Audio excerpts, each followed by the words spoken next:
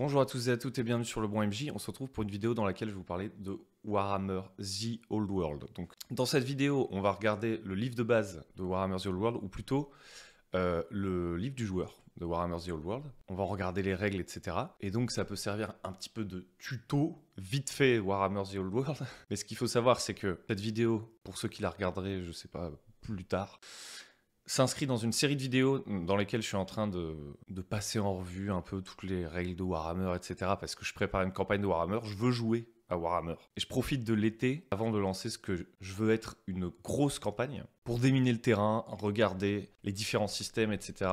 En gros, en concurrence, il y avait Warhammer Fantasy Roleplay 4, dont on a déjà parlé et sur lequel j'ai des réticences. Il y a Warhammer The Old World et après il y a le fait de jouer avec carrément un autre système, peut-être Brigandine V2 dont j'ai déjà parlé sur la chaîne. Donc pour l'instant la messe n'est pas dite du tout.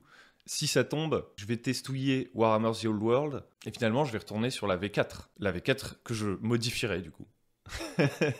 Parce que je vais pas y jouer en tant que tel, ça c'est sûr. Donc aujourd'hui, on va regarder Warhammer The Old World Player's Guide. Si je dis que la messe n'est pas encore dite, c'est notamment parce que pour l'instant, je n'ai que le Player's Guide de Warhammer The Old World, comme tout le monde en fait.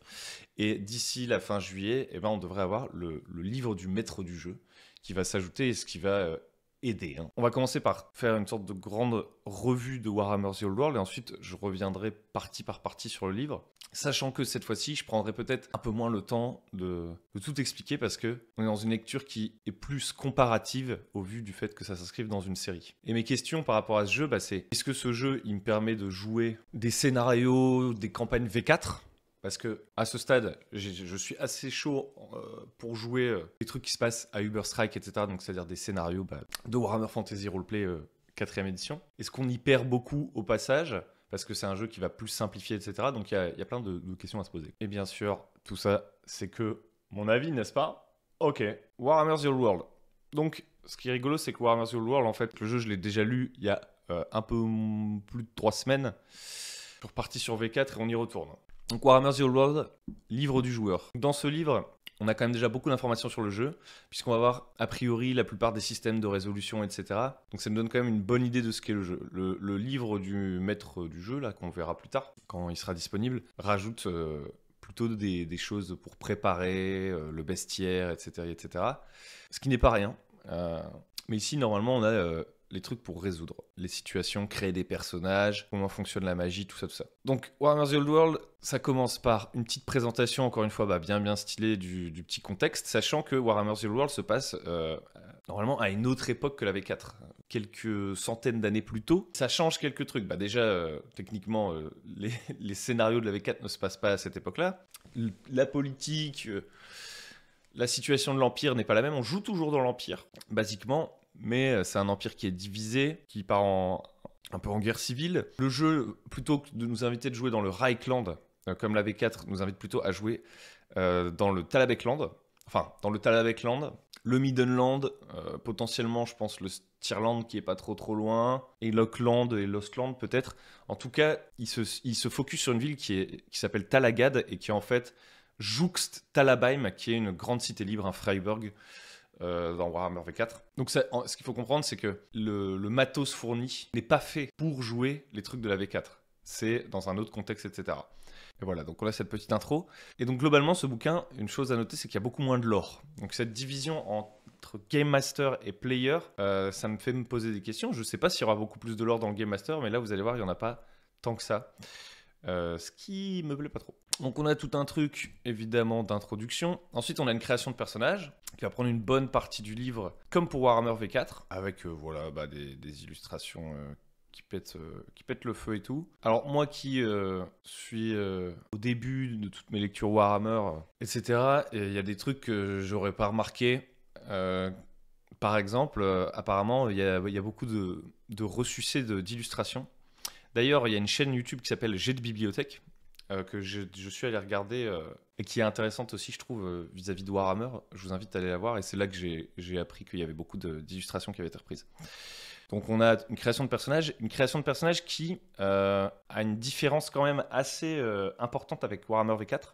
C'est que dès la création de personnage, on voit que dans les étapes, on va générer des contacts pour notre personnage et que ces contacts, c'est pas des random contacts, c'est pas genre un marchand riche. C'est un mec qui a un nom et qui se trouvera probablement à Talagad, ou en tout cas dans le setting proposé par le jeu. Donc c'est un jeu qui n'est pas simplement une simplification de la V4, c'est pas ça l'idée. C'est vraiment un changement d'époque et même un peu un changement de focus, c'est-à-dire que le livre, dès le départ, essaye de nous ancrer dans le contexte qui va être proposé dans le livre du maître du jeu. Donc ça, c'est un premier truc qui me fait me dire « Ah, ça c'est un peu plus compliqué pour aller jouer de la V4 avec, quoi. » Donc bien sûr, et je risque de le répéter, même si là je vais vous dire que je vais pas le répéter parce que c'est chiant de le répéter, mais je risque de pas pouvoir m'en empêcher. Bien sûr, on peut faire des conversions et des machins, c'est-à-dire qu'on pourrait venir piquer les trucs de système, mais ne pas se servir de tout. Je pourrais ne pas me servir des contacts qui sont là, en proposer d'autres à mes joueurs ou que sais-je, si je veux jouer dans le Reichland. Mais donc c'est un travail supplémentaire.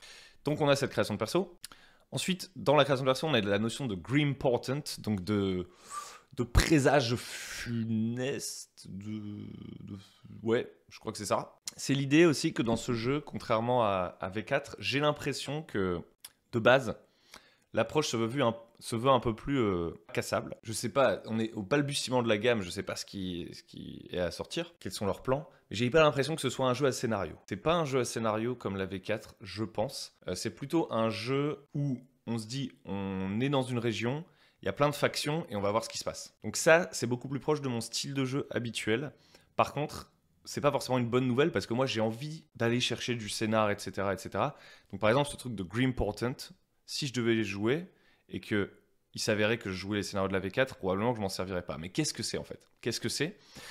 L'idée de Grimportant, c'est de créer un lien entre vos personnages qui va faire, en gros, que ils vont être liés. Ils vont tous vivre une sorte de traumatisme, un truc, genre, ils vont assister à un sacrifice au dieu sombre, ils vont voir une sorcière, ou ils vont tomber sur une conspiration du chaos, ou voir une horde d'hommes bêtes se rassembler dans la forêt, que sais-je encore. Et en fait, cette expérience traumatisante à laquelle ils vont réchapper va les lier et va toujours revenir un peu les hanter. Et en fait, le but d'une campagne de Warhammer The Old World, a priori, c'est voilà, de se dire, on joue à Talagad, on a vécu un traumatisme, on essaye de retourner à nos petites vies tranquilles où peut-être que certains d'entre nous veulent lutter contre ce truc qu'on a vu, parce qu'on y a survécu, mais on l'a pas résolu. Ce truc va revenir nous hanter et on va devoir... ça nous fait un méchant pour notre campagne. Alors, c'est pas forcément le grand méchant de la campagne, mais voilà, on a ce concept, en gros, pour essayer de faire tremplin sur la campagne. Et notamment, ça colle, encore une fois, ce truc de Grimportant avec le contexte de The Old World, puisque à cette époque-là, on n'a pas encore eu l'invasion du chaos repoussée par Magnus le Pieux, qui est genre un méga événement traumatisant, une guerre de fous furieux qui se passe en fait avant la V4, quoi. Ici, ça n'a pas encore eu lieu, et donc les gens, même s'ils savent qu'il y a des trucs sombres, etc., dans le monde, et qu'ils vivent dans un monde en guerre civile, etc., et que le monde n'est pas toujours rose du tout, ils ont moins cette conscience d'une apocalypse à venir, on va dire. Il peut y avoir des cultes du chaos, mais ils sont moins présents. Il peut y avoir des hommes bêtes, mais on est dans une période où ils se cachent un peu plus. Un peu comme l'ombre de Sauron, vous voyez, elle est un peu plus faible, d'une certaine façon. Donc voilà, ça c'est un concept qui permet de lancer la campagne. C'est pas un truc mécanique et tout, donc ça je pense que c'est très facile de pas s'en servir pour faire jouer autre chose. Mais moi tous ces thèmes-là je les aime bien aussi. Donc c'est là où je vous dis que la messe n'est pas dite. Si je vois dans le Game Master Guide que j'adore tout ce que j'y lis, etc., peut-être que je ne jouerai pas à Uberstrike et que je jouerai pas à la campagne impériale et que je déciderai de faire jouer ça. Je sais pas honnêtement. Donc ensuite on a la progression de personnages, on a le système de résolution, sur lequel je reviens dès que j'ai fini de faire le petit scrolling. Ici, on a des talents, etc. Donc ça reste un jeu où on peut build un peu, que c'est pas que fait pour être fluide et raconter l'histoire. Il y a des mécaniques, etc. Donc à ce niveau-là, je suis content. Ensuite, on a les lores. Donc ça, c'est un peu les connaissances des personnages, on y reviendra. On a un système de statut. On va voir que le système de gestion de l'argent et de l'équipement est très très simplifié. Par simplifié, j'entends que c'est vraiment beaucoup plus simple. On va pas faire des maths. Donc je me dis, moi, compter les petites pièces, ça me faisait un peu rigoler. En fait, ce qui m'embête, c'est juste plutôt que c'est pas tellement de compter les pièces. En fait, j'ai pas vraiment envie de compter les pièces, mais juste le fait qu'il n'y ait pas les prix des choses, ça m'ancre moins dans l'univers. Très très honnêtement. Et moi, j'ai encore envie de me plonger dans l'univers, de lire les trucs qui servent à rien, comme on dit. Parce qu'en fait, ces trucs qui servent à rien, une fois qu'on les a lus, relus et tout, on va pas les relire une troisième fois, je vais pas les vérifier à chaque fois qu'un PJ va acheter un bout de... une côte à l'os, regardez le prix de la côte à l'os, vous voyez. Mais ça m'aide à m'immerger, quoi. Donc c'est jamais quelque chose de perdu, je trouve, complètement. Donc on a tout un truc d'équipement qui va nécessiter un peu plus d'arbitrage, du coup. On y reviendra. Ensuite, on a les règles. Oui, au-dessus, c'était pas les règles, c'était les compétences. Là, on entre vraiment dans les règles, qui sont beaucoup plus simples que dans Warhammer, mais pas inintéressantes, je trouve. Franchement, il y a des trucs cool, qui, à mon avis, on le verra, sont beaucoup plus gentils, par contre. Et ça, je sais pas si j'aime bien. Gentil vis-à-vis des PJ, quoi. Une fois qu'on a passé ces règles avec le combat, etc., on arrive sur le Between Adventures, qui est une partie, genre, importante.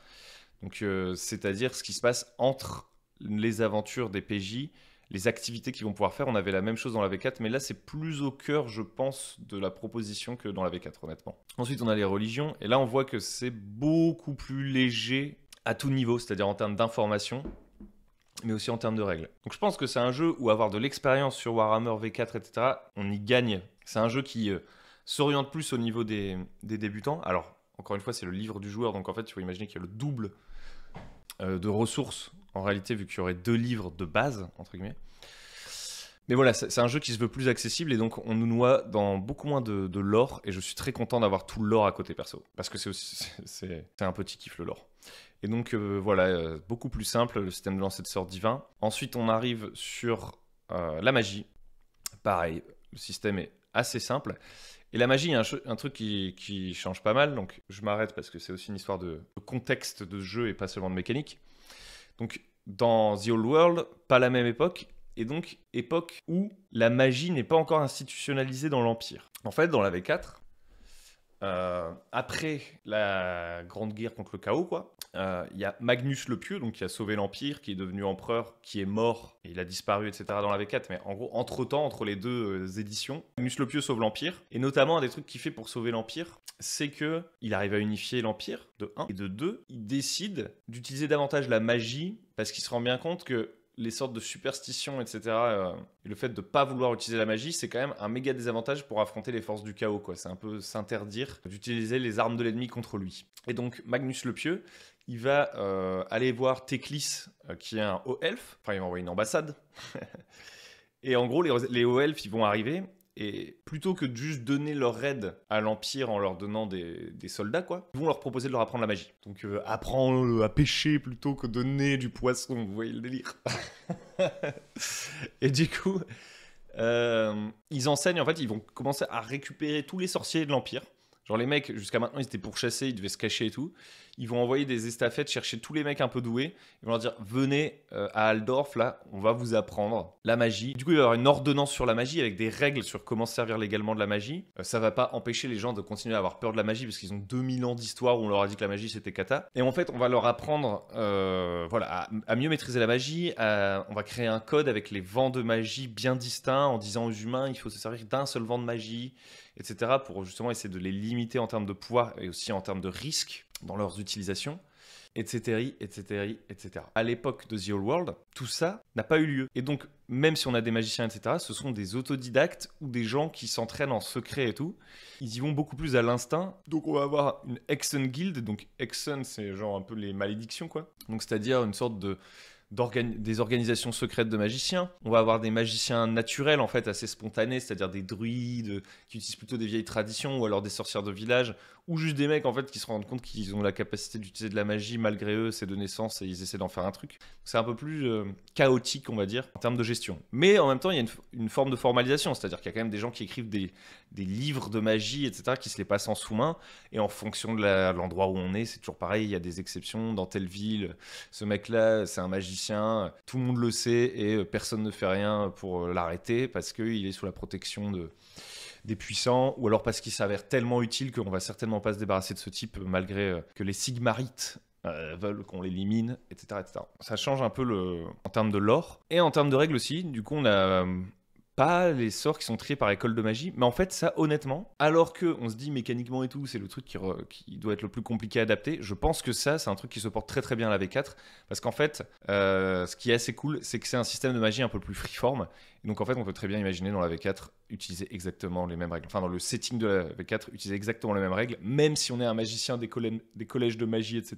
Je pense à ce niveau-là, moi, c'est pas du tout un truc qui m'inquiète. Ensuite, on a un peu de trucs sur le vieux monde, le contexte, etc. Beaucoup plus léger, encore une fois, que dans la V4. On peut espérer que dans le livre du maître de jeu, il y en ait beaucoup plus.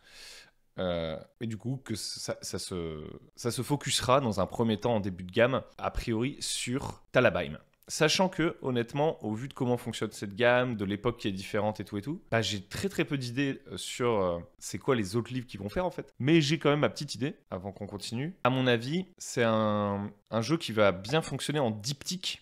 C'est-à-dire à chaque fois sortir un autre player's guide pour une autre zone régionale où il y aurait d'autres carrières, que ce soit une autre zone de l'Empire ou, étant donné ici qu'on coupe un peu avec Warhammer, peut-être tenter d'aller explorer des trucs qui sont moins des priorités dans Warhammer Fantasy Roleplay. Le jeu a moins besoin de supporter un héritage en fait. Donc ça m'étonnerait qu'on se retrouve avec la campagne impériale en Warhammer Fantasy, en The Old World à mon avis. Peut-être on va aller plus rapidement en termes de gamme sur jouer en Norska, j'en sais rien, ou jouer en Lustri ou je sais pas quoi, parce que je verrais vraiment très bien un livre du joueur avec des nouvelles options pour jouer dans un nouvel endroit, un livre du maître du jeu pour gérer le bac à sable autour de cet endroit. On va faire comme pour la fois précédente, on va regarder la fiche en premier. Donc la fiche, encore une fois, est assez exhaustive et il y a pas mal de petites infos, mais c'est quand même déjà beaucoup plus léger, quoi. On a plus d'espace pour écrire, plutôt que de noter des chiffres.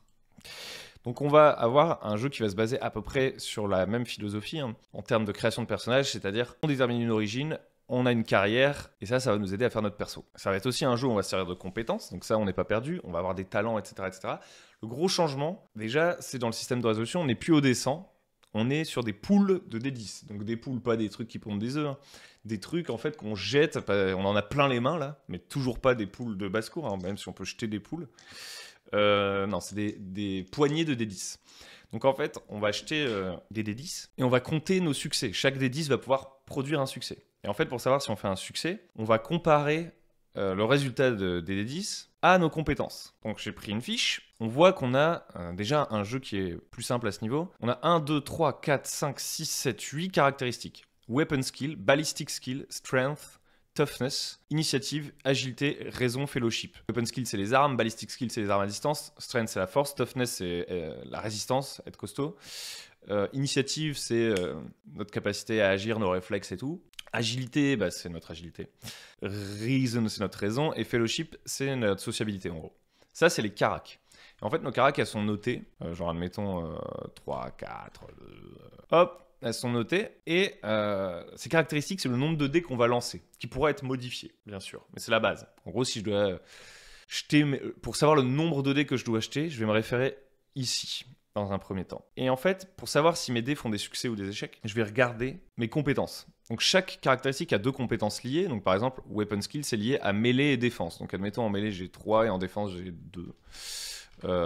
Et ben si je veux faire un test de mêlée, en fait je vais jeter 3 dés parce que j'ai 3 en weapon skill et je vais essayer de faire des 3 ou moins. Donc chacun des dés qui fera 3 ou moins sera une réussite sur mon jet de mêlée. Et en fait les compétences qui sont ici, donc en moyenne vont être notées de 2 à 6, servent de seuil en fait.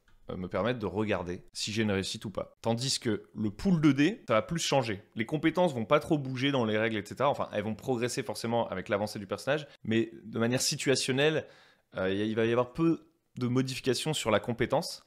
C'est plutôt le nombre de dés que je vais lancer qui va varier en fonction des situations la plupart du temps. Donc ça a l'avantage de faire un peu moins de maths, je pense, d'être un petit peu plus visible. Facile à lire comme mécanique. Donc effectivement, par exemple, sur un jet de mêlée, donc là je devrais jeter 3 dés et faire des 3 ou moins pour réussir.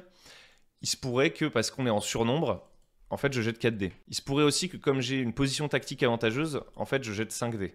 Mais il se pourrait que, pour une raison X ou Y, hop, je perde un dé.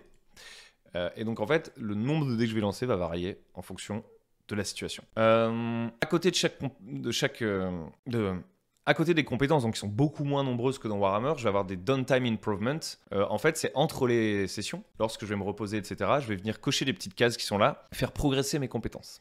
Ça, c'est un truc pour faire progresser les compétences. Ensuite, on a une place pour le lore. Donc les lores, ce sont des connaissances. Et en fait, c'est des simplifications. Ça, je trouve que c'est très bien, par exemple, par rapport à Warhammer. Dans Warhammer, on a plein de compétences, de connaissances différentes. Ici, ça va juste être des lores. Et en fait, les lores, on les a ou on les a pas, quoi. Genre, est-ce que j'ai le lore sur les trolls ou est-ce que j'ai pas le lore sur le troll? Et on n'est pas en train de regarder si j'ai 40% en lore sur les trolls, 47%, 48% en connaissance des trolls, etc., etc.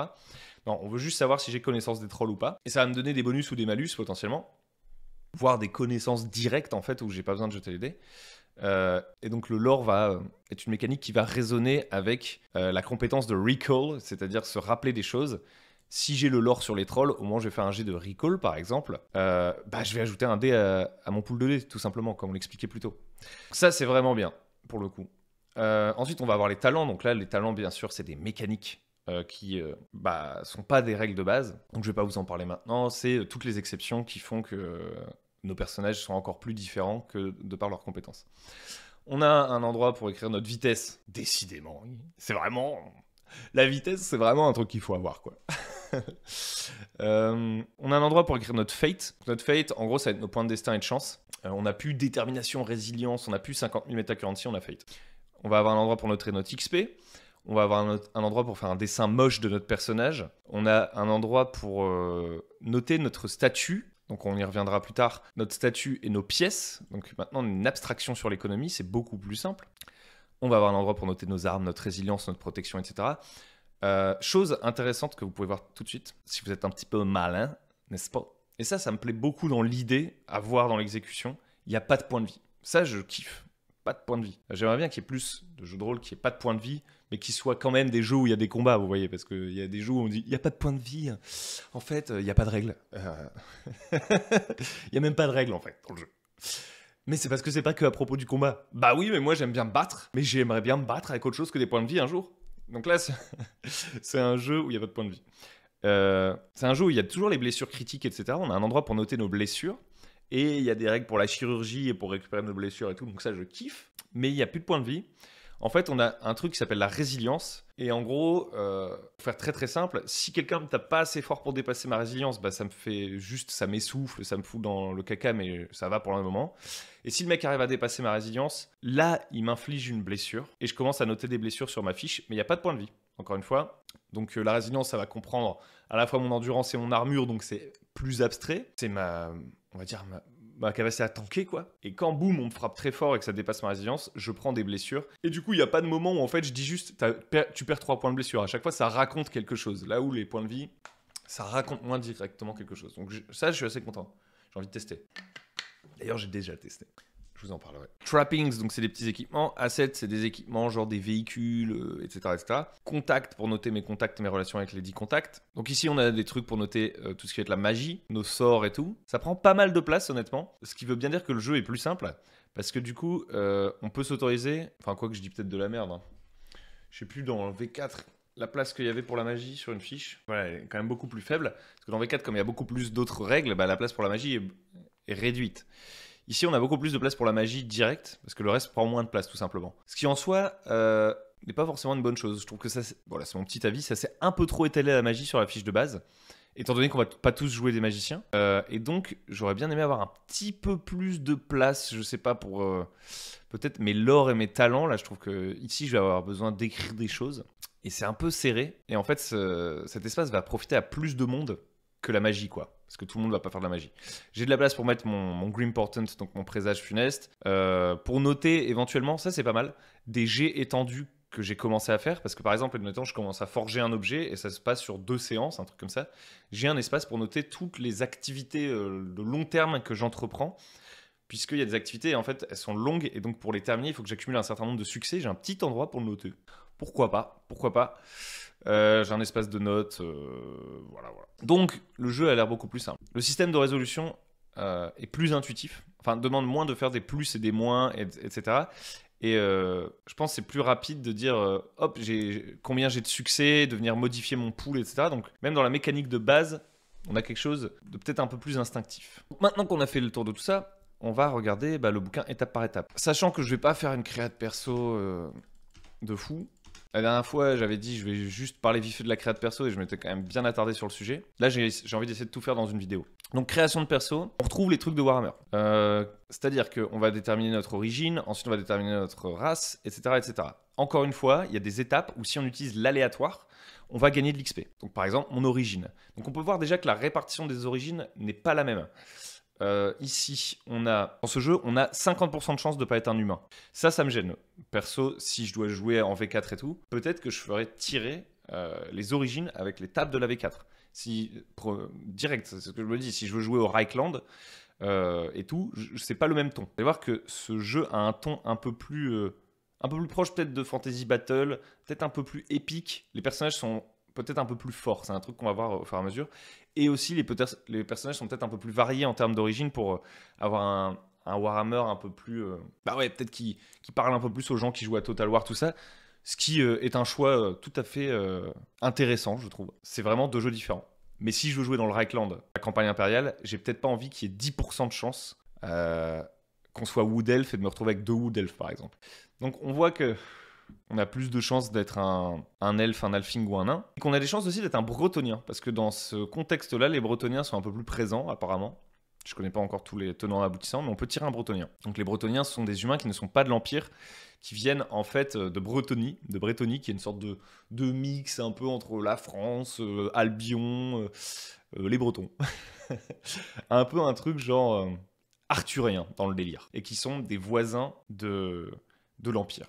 Donc tirer mon origine, ça va me donner mes caractéristiques de départ qui ne sont pas aléatoires cette fois-ci. Pourquoi pas, j'ai pas trop de commentaires à faire là-dessus. En tout cas, la base n'est pas aléatoire. En fait, juste derrière, on va faire une sorte de jet qui va venir modifier un petit peu nos caracs. Donc en moyenne, en début de campagne, on va se retrouver avec des caracs à 3, avec peut-être des caracs à 2, peut-être des caracs à 4, et peut-être même des caracs à 5. Donc une carac à 5, c'est déjà fort. Hein. C'est déjà plutôt fortiche, si on a ça dès le début. Ensuite, voilà, on a la description un petit peu justement de nos origines. Et ensuite, on a les talents aléatoires pour les origines, on va en tirer. On a des compétences qui sont améliorées par notre origine. On va avoir des lores qui nous sont fournis par notre origine. On va avoir des noms qui nous sont suggérés, etc. etc. En gros, on retrouve les trucs de Warhammer V4, sachant que pour certaines origines, il y a des talents qui vont être obligatoires. Admettons, je vais voir l'Halfling. L'Halfling, il va avoir la résistance à la corruption, dans tous les cas. Il est obligé de l'avoir. Donc ça, c'est comme dans la V4, il y a certains trucs qui sont inévitables, en fait, qui sont liés à la race. C'est comme la résistance à la magie des nains et tout et tout. Ensuite, on va déterminer notre carrière. Donc il y a beaucoup moins de carrière, ce qui n'est pas forcément pour me déplaire, mécaniquement parlant. Mécaniquement parlant, je suis pas sûr d'avoir besoin de 200 carrières. Pour moi, c'est un peu de la quantité pour rien. Ce que j'aime bien dans le fait d'avoir plein de carrières dans Warhammer, c'est que c'est inspirant. Mais mécaniquement, si je peux recouper quelques carrières dans la même, je dis pas non. Donc on pourrait voir ça comme une sorte de rationalisation du nombre de carrières. Franchement, pourquoi pas. Ensuite, le truc qui peut me poser un peu souci, ici, ça va plutôt être que il y a peut-être des carrières, si je voulais faire jouer mon setting V4, qui collent moins, on va avoir plus de chances de les avoir, ou peut-être même, vous voyez, du coup, on va avoir des carrières un peu bretoniennes.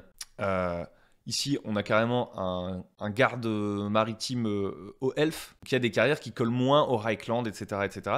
Encore une fois, c'est prévu pour jouer à Talagad et tout et tout. C'est une chose à prendre en compte. Et maintenant, si on regarde à quoi ressemble une carrière, on voit encore une fois à quel point on est attaché à nous faire jouer à Talagad. À quel point la proposition semble un peu resserrée. Est-ce que nos petits bouts de lore... Alors, j'ai pas vérifié dans V4 si à chaque fois les petits bouts de lore c'était toujours en rapport avec le Reichland.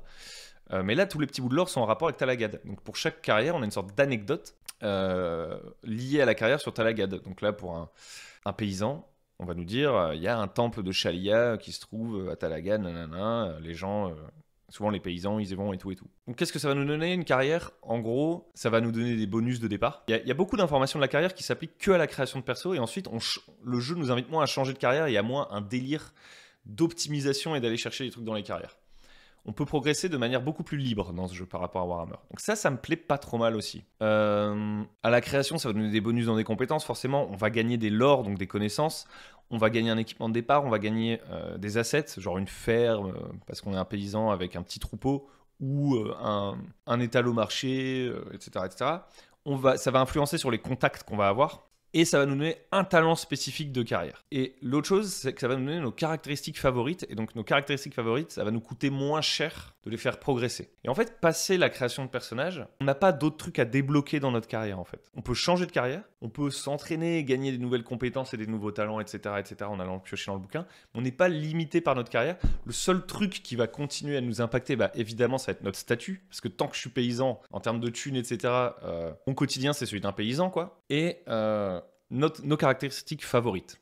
Donc, le fait que, en gros, si vous voulez, ça coûte 1 XP de moins d'augmenter nos caracs. Sachant que ici, l'XP ne se compte plus en centaines comme dans Warhammer, mais plutôt de 1 an à 1. Donc voilà pour les carrières, donc j'applique tout ça pendant ma création de perso, paf, paf, paf. Donc ensuite, je tire mes contacts, sachant que mes contacts, c'est un peu plus souple. C'est-à-dire que déjà, je gagne pas d'XP en tirant aléatoirement mes contacts. Je peux même les choisir dans l'absolu si je le souhaite. Par contre, en fonction de ma carrière, je vais pas avoir les mêmes contacts. C'est-à-dire que si je suis paysan, il y a peu de chances que j'ai un contact direct au début avec les gens très de la haute, quoi. Alors que si je suis un soldat, par exemple, je vais peut-être avoir une connaissance dans la haute ou des comrades in arms, donc des compagnons de bataille, des brothers in arms, en mode Dire Straits, on sait pas. Donc on va tirer ces trucs, et en fait pour chaque contact, donc à chaque fois il y a 1, 2, 3, 4, 5, il y a 5 personnages différents, mais qui sont nommés, et donc on se dit ils ont une place dans le monde, ça c'est assez cool, et je peux les connaître de différentes manières. Avoir une relation plus ou moins saine avec eux et tout et tout. Et donc on nous dit que ceux-là, ils pourront peut-être nous aider et tout pendant la campagne. Donc ça, pour jouer à Talagad, c'est trop bien, je trouve. Ensuite, on a les étapes finales de détail, entre guillemets, qui, en jeu de rôle, il y a rarement des choses qui sont du pur détail. Hein. On va pouvoir encore, de manière, cette fois-ci pas aléatoire, augmenter quelques petits trucs, gagner un petit talent. Donc on va pouvoir encore affiner notre personnage en s'améliorant une petite compétence, en gagnant un petit talent, en gagnant un asset supplémentaire. Là, je m'étais trompé. Je me rends compte que quand j'ai fait mes tests, je m'étais trompé. Pour moi, je devais faire tout ça, alors qu'en fait, à l'étape finale, je choisis si je veux améliorer un skill, si je veux prendre un talent en plus, ou si je veux un asset en plus. Donc en fait, moi, j'avais fait des personnages qui étaient quand même plus forts encore au début, sans m'en rendre compte.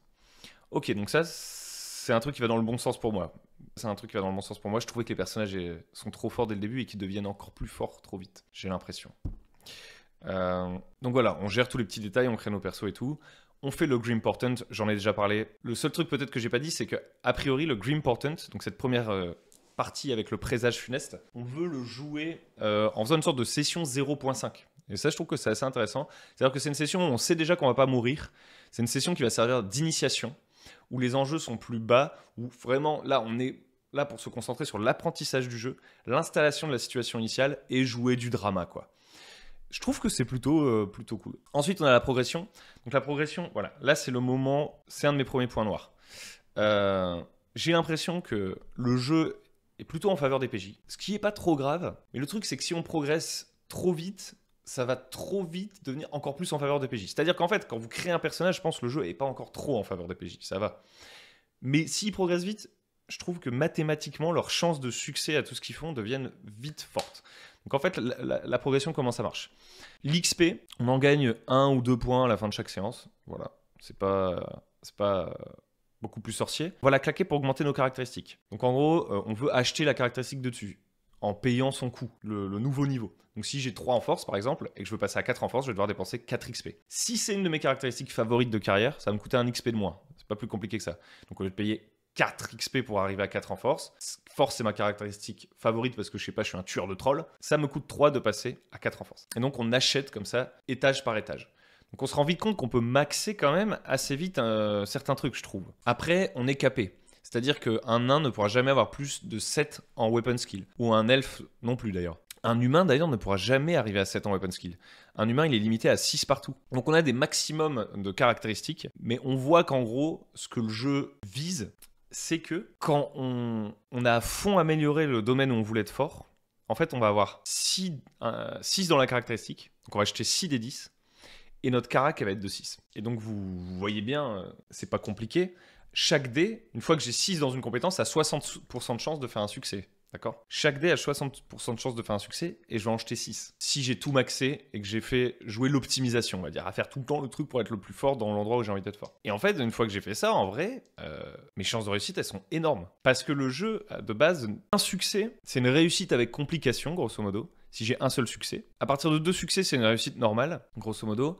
Et à partir de 3 succès, ça commence à être des sortes de réussites exceptionnelles. Et donc en fait, moi ce qui me fait peur, c'est pas qu'on puisse faire des réussites exceptionnelles, c'est le fait qu'au bout d'un moment, on peut presque plus échouer en fait, j'ai l'impression. Voire même plus faire d'échecs avec complication. Sauf si le MJ vient nous bourriner avec des malus, etc. etc. Parce que même avec 4D10 qui doivent faire 6 ou moins, il y a quand même de grandes chances que je réussisse tout le temps, mathématiquement. Parce que les D10, c'est moins chaotique que les D100, en fait. Les D100, je peux faire entre 100 et 1 à chaque dé, quoi. Donc il y a une variabilité plus élevée. Là, la variabilité va être lissée. Voilà, ça, c'est c'est du ressenti, il faudra voir en jeu. C'est toujours pareil, la messe n'est pas dite. C'est pas forcément grave d'ailleurs, parce qu'en fait on se dit, si j'ai boosté mon personnage pour être le plus fort dans ce domaine, c'est normal que j'échoue plus, quoi. C'est cool que la mécanique ne me fasse plus échouer. Mais le problème c'est si on arrive trop vite à ce stade, en fait, selon moi. Donc voilà, ça c'est du... Je sais pas, honnêtement, prenez ce que je dis avec d'énormes pincettes, hein. C'est un feeling de lecture. ClickSpace, ça nous sert à monter les caracs, comme on disait, et ça peut nous permettre d'acheter des talents. Sachant qu'en gros, pour acheter les talents, on va payer de l'XP, et en plus, il va y avoir des conditions. Donc ça, c'est un petit truc qu'il va falloir bien lire. C'est que certains talents, en fait, je suis obligé d'avoir un autre talent pour les acheter, ou d'avoir minimum tant dans telle compétence, etc., etc. Donc ça peut être le genre de truc qui va... par exemple, faire que tout ce que je vous raconte depuis tout à l'heure, c'est de la merde.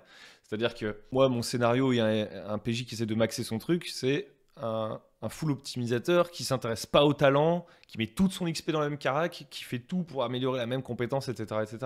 Alors qu'en vrai, l'XP va être dispatché sur talent et caractéristiques, et puis que aussi, il y a peut-être des personnages qui vont mourir. Peut-être que notre personnage, on va pas pouvoir juste le garder et le faire monter au max si facilement que ça, quoi. Ensuite, un autre système de progression, qui n'est pas lié à l'XP cette fois-ci, c'est les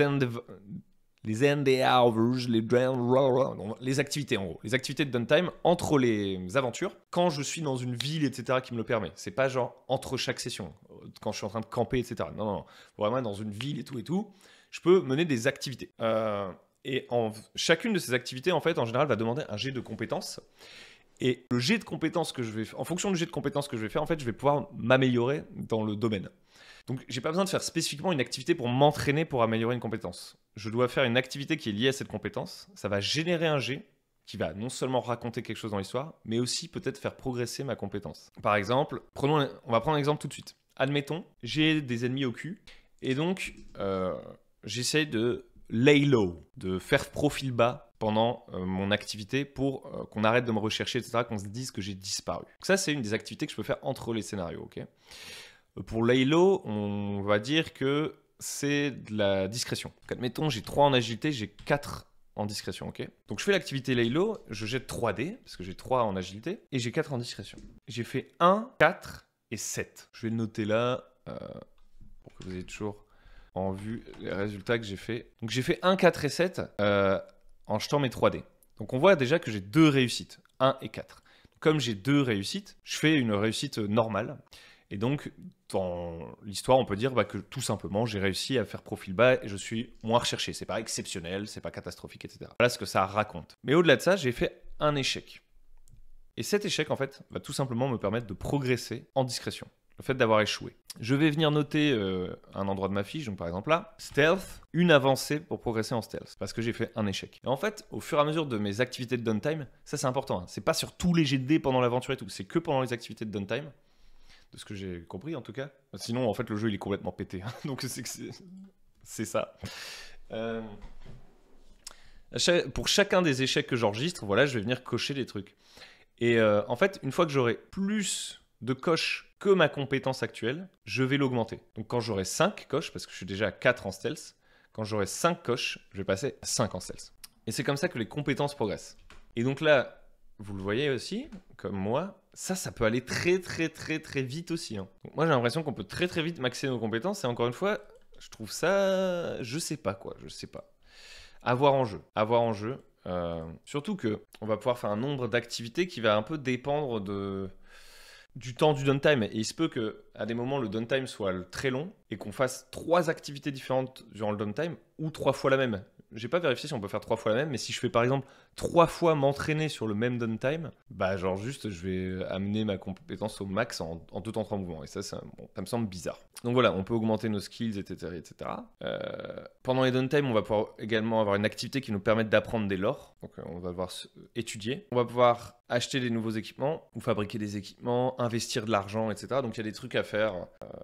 Également à ce niveau-là. Et aussi, au moment du downtime, c'est pas à la fin de chaque session. Ça aussi, c'est un truc que j'avais un peu zappé au début. Je me disais, c'est un peu bizarre ça.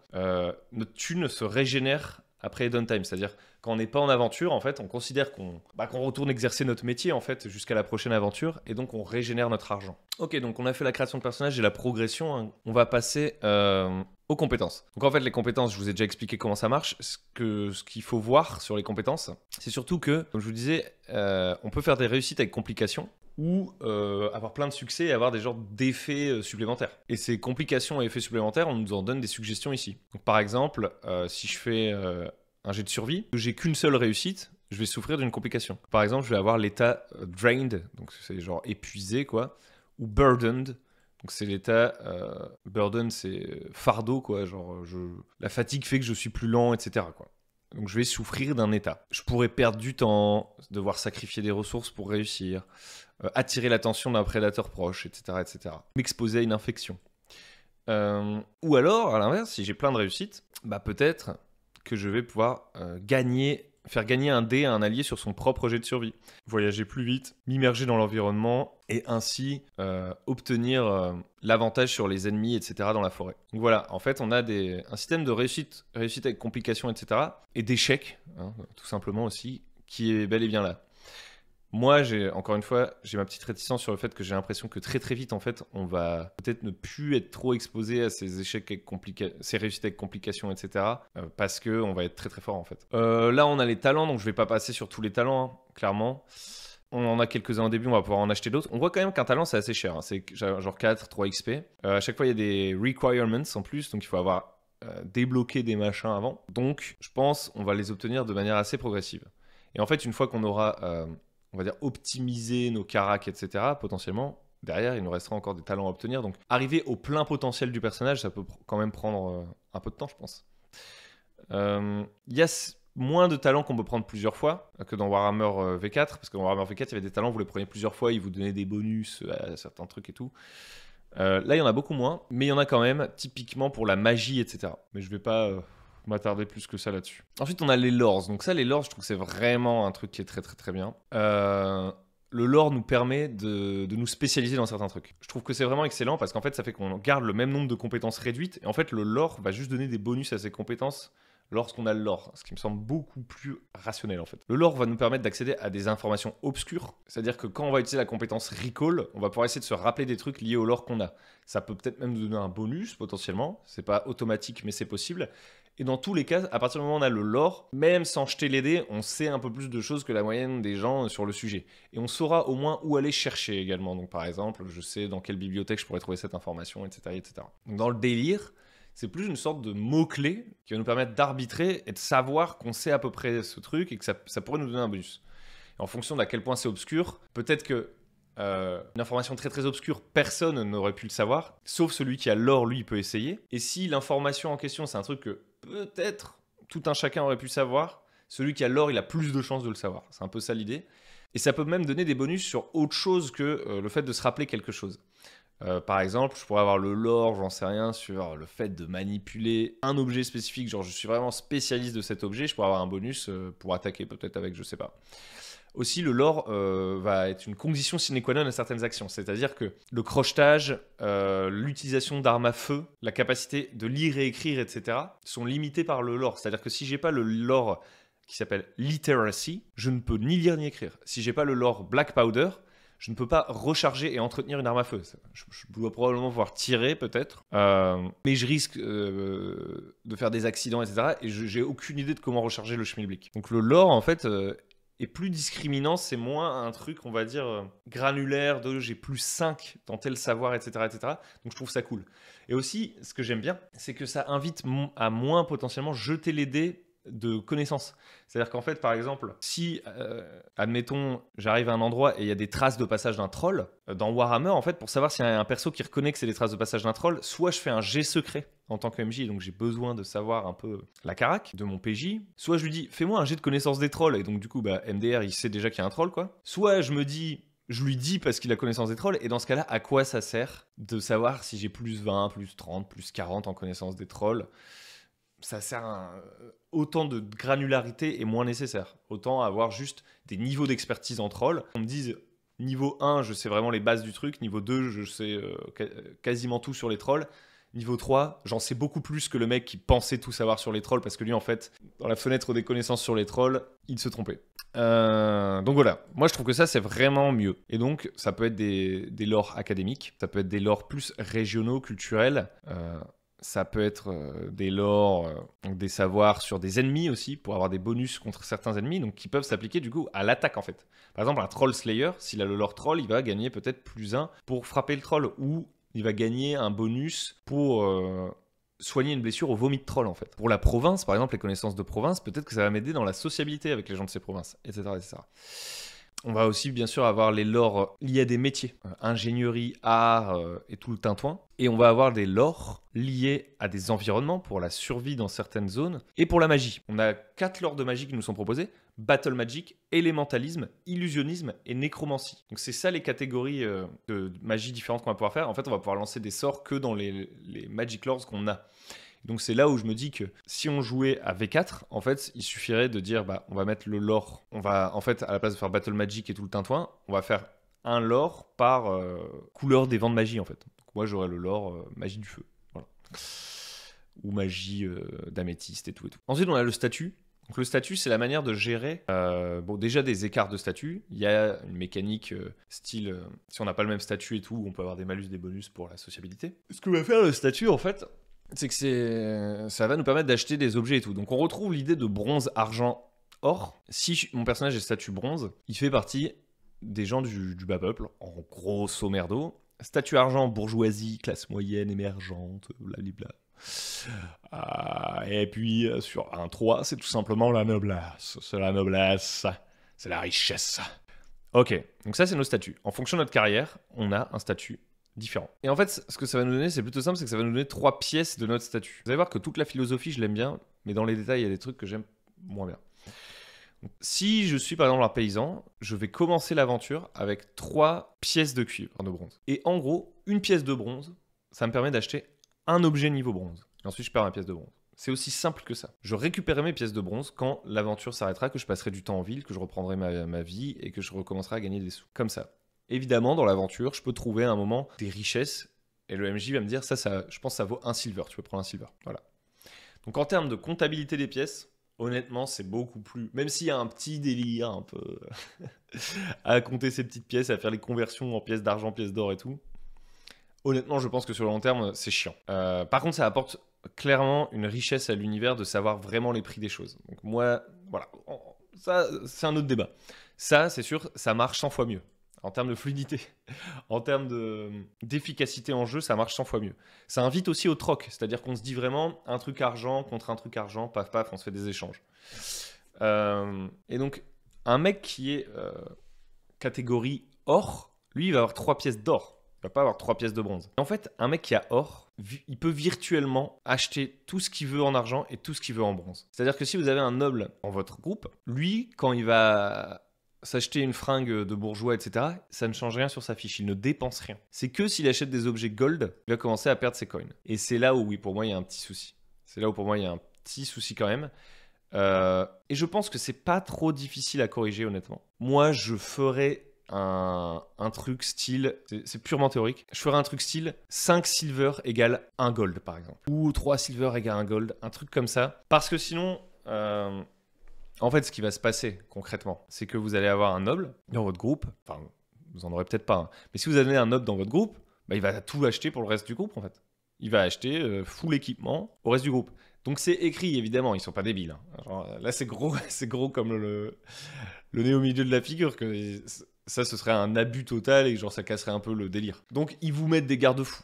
Ils disent le MJ peut juger parfois que si par exemple, je dis n'importe quoi, le joueur noble décide de payer une épée à chacun des membres du groupe, ça lui coûte son gold.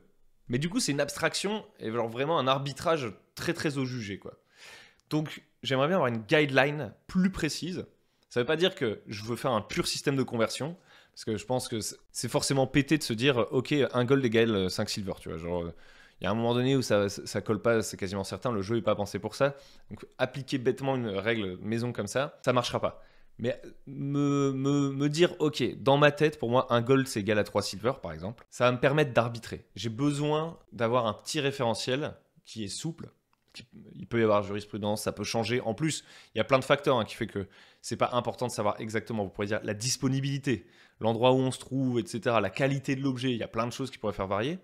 Mais quand même, voilà, moi je trouve qu'il y a un angle mort là-dessus qui me gêne. Encore une fois, le jeu se veut un peu plus se concentrer sur la narration, etc. Donc il y a des gens qui verront pas le problème là où je le vois. Mais voilà. Sinon, la règle globalement, c'est le MJ arbitre.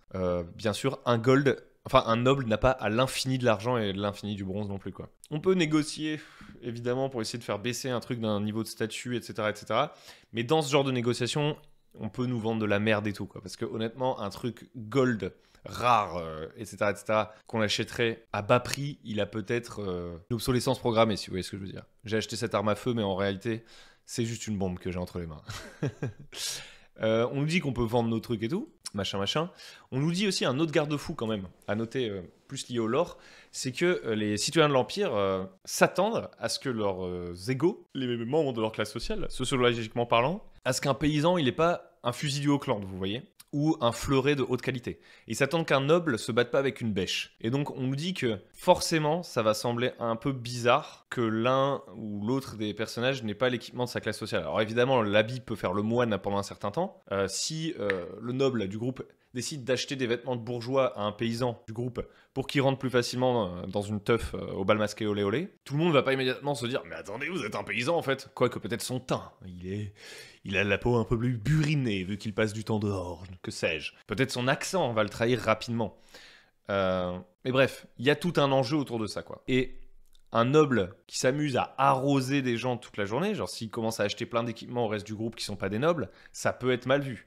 Ou alors on va se dire, bah c'est tes serviteurs en fait. Donc peut-être que tu as des devoirs envers eux, etc. Dire que vous êtes associés. Et donc ça va peut-être changer des choses dans le contexte du jeu. Donc voilà pour le statut grosso modo. Donc voilà, là on a l'encadré dont je parlais. How much is too much? Pour savoir que s'il y a un PJ qui abuse du fait qu'il est le niveau gold, le MJ va arbitrer quoi. Le MJ va arbitrer. Donc je pense que c'est vraiment plus une ligne directrice à suivre. Si vos joueurs ils commencent à vous faire chier genre en mode et dans le livre, en fait, c'est écrit que Gold, ça fait ça, etc. Vous pouvez leur dire, ouais, mais en vrai, ça va péter complètement l'univers si on se dit juste que toutes les semaines, je peux acheter un fusil du Auckland, mec, à toutes les équipes. Ça va être très, très étrange. Bon, bref. Alors maintenant, gros point fort, gros point faible. Gros point faible, selon moi, beaucoup moins de détails dans l'équipement, etc. Ou plutôt de nombre d'équipements. Mais c'est le début de gamme. Ça va forcément s'augmenter avec des suppléments et tout. Donc ça, c'est pas un si gros point faible que ça. Point faible aussi, je trouve, par exemple, vous voyez, maintenant on nous dit armure légère, armure lourde. Il y a moins de détails sur ce qu'est une armure. En soi, que mécaniquement, ce soit plus simple, moi ça me va plutôt bien. Mais on perd en immersion, etc., etc. Et encore une fois, je suis très content d'avoir ma V4, pour avoir plus d'idées, d'exemples, d'objets, etc., etc. Moi j'aime bien ça. Mais sinon, gros point fort du coup, évident, bah il n'y a plus 50 000 traits en fait. Vous voyez, je suis plus obligé de connaître tous les traits. Genre par exemple, c'est pas écrit sur un pistolet que le pistolet il est à poudre noire, perforant, empaleur, dévastateur, nanana, nanana, va te faire foutre. Non, c'est juste écrit à côté du pistolet ce qu'il fait. Il ignore l'armure, il faut 3 succès pour le recharger. Si chaque arme a un effet différent et que ça ne génère pas, on va dire, tout un ensemble de vocabulaire, c'est cool. Je garde une richesse au niveau des différentes armes, mais en termes de vocabulaire, c'est plus simple, c'est plus accessible. Et je dois pas tout retenir. Donc ça, pour moi, c'est vraiment tip top. On perd peut-être un peu en richesse au passage. Mais on a quand même une richesse qui me plaît. C'est toujours une question de dosage. Moi, franchement, ça me plaît pas trop mal. Toute la manière dont sont gérées les armes, etc., a priori, ça cool. Donc on a des nécessaires d'équipement, des trucs et tout. Comment employer un NPC pour nous aider, etc. Donc on retrouve, voilà, les structures qu'on connaît un peu, les moyens de transport, la nourriture et le logement, et les assets aussi, genre acheter des montures, des véhicules, des bâtiments carrément. Et ça s'achète pas si facilement. Il faut grosso modo, en particulier pour les bâtiments, etc., faire des activités du genre investir de l'argent, tout ça, tout ça. On va pas rentrer dans le détail de ça. Donc on arrive aux règles. Les règles, je vous ai déjà expliqué la mécanique de résolution de base. Ce qu'il faut savoir, c'est que le MJ peut venir impacter votre pool de dés avec des bonus et des malus circonstanciels. Donc il peut dire que par exemple la situation est difficile et donc vous allez retirer un dé, ou très difficile, vous allez retirer 2 dés. Donc a priori, ça je sais pas si ça peut monter à 3D, 4D, etc. sur de l'arbitrage tel qu'écrit. On a l'impression en tout cas que le MJ il va plutôt faire des -1 et des -2. Après il y a peut-être des mécaniques écrites sur le papier qui vont mettre des malus. Hein. Mais en termes d'arbitrage de MJ, on est sur une range de -1 à -2 à peut-être +1. Voilà. C'est ça que je comprends ici. Et c'est pour ça que je vous disais que de base, si j'ai maxé ma caractéristique, etc., au bout d'un moment, je vais à peu près tout réussir parce que même avec -2, a priori, ça devrait aller, quoi. Je vais obtenir au moins un succès, voire 2, quoi. Bon, encore une fois, on n'a pas le livre du maître de jeu, donc je vais arrêter de ressasser ce truc-là. Help, ça fait qu'on va pouvoir filer des dés à un pote. Et ensuite, on a les jets Grim and Glorious. Donc, Grim and Glorious. Gloria.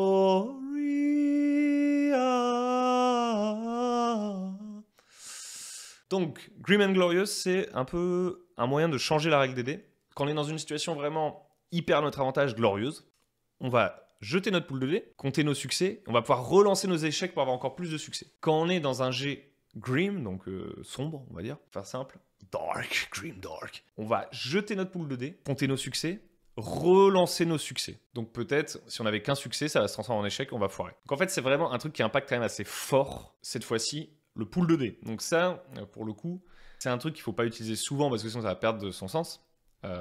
Si tous les jets sont Grim and Glorious, ça marche pas. Mais par contre, s'il y a vraiment un moment où vous voulez genre dire c'est chaud quoi, vous pouvez faire un jet Grim. Et s'il y a un moment où vous dites voilà, vous avez préparé un plan de fou, vous pouvez peut-être faire un jet glorieux en entame de combat par exemple. Donc ça, voilà, ça c'est un truc qui va permettre de venir justement compenser peut-être le fait qu'après on va pas mettre des gros malus et bonus dans chaque situation. Sachant que le jeu lui-même peut appeler à des jets Grim et Glorious. C'est-à-dire que dans les règles des monstres, par exemple, ce sera peut-être écrit pour se défendre contre ce monstre, il faut faire des jets Grim parce qu'il est méga fort. Peut-être qu'il y a un de vos talents qui va dire, je sais pas, je pense par exemple, je crois que c'est le bretonien ou j'en sais rien. Il y a un talent en gros de charge en début de combat, charge glorieuse, un truc comme ça, qui fait que votre première charge en combat, vous faites un jet glorieux. Voilà. Il y a des talents qui peuvent aussi activer ce truc. Extra conséquence, on l'a déjà vu. Donc on voit quand même qu'il faut à chaque fois 2 succès pour faire un succès normal. Et qu'à un seul succès, on a une complication. Donc en vrai, plus je ressasse le truc, plus je me dis ça va. C'est pas si trop facile que ça. Ok. Ensuite, on a les jets opposés. Donc les jets opposés, c'est plutôt simple. Chaque camp jette ses dés, compte ses succès. Celui qui a le plus de succès gagne. Si j'ai des succès excédentaires, c'est-à-dire que nos succès s'affrontent, quoi. Donc si le mec a 3 succès et que moi j'ai 3 succès, c'est comme si j'avais fait un jet à 0 succès. Voilà, tout simplement. Et donc si j'ai des succès excédentaires par rapport à ceux de mon adversaire, j'ai peut-être des extra effets qui vont s'ajouter. Et c'est celui qui initie l'action qui gagne en cas d'égalité. Donc c'est très très simple honnêtement. Et ça va être notre système de combat, bien sûr. On peut faire des jets étendus, c'est-à-dire dire, voilà, il va te falloir accumuler 10 succès pour réussir à faire ce truc. Et dans ce cas-là, évidemment, je vais faire des jets, peut-être à mon premier jet, j'ai 3 succès, le lendemain, je continue ma tâche, je refais des jets, j'accumule les succès, et je vais finir par réussir mon truc. Rien de bien compliqué. Ensuite, on a la règle de destin. Donc en gros, là, c'est vraiment très simplifié. Je peux dépenser du destin ou je peux cramer du destin, en gros. Je peux le burn. Et donc, quand je dépense du destin, en fait, je vais le regagner. C'est comme de la chance. Quand je le burn, je le perds définitivement et ça baisse mon maximum de destin. Dépenser du destin, ça permet de rendre un jet glorieux. Donc c'est quand même super fort. Surtout que je peux le faire après mon jet. C'est-à-dire que je peux jeter les dés et me dire, attends, je dépense et je fais glorieux. Je suis pas obligé de l'annoncer avant mon jet. Donc c'est quand même très très fort. Sachant que je peux pas le faire sur un jet qui est déjà glorieux. C'est vrai que ça c'est un truc que j'ai oublié de dire mais qui est quand même capital. On peut pas cumuler les états glorieux et les états grim parce que sinon en fait pourquoi jeter les dés en fait.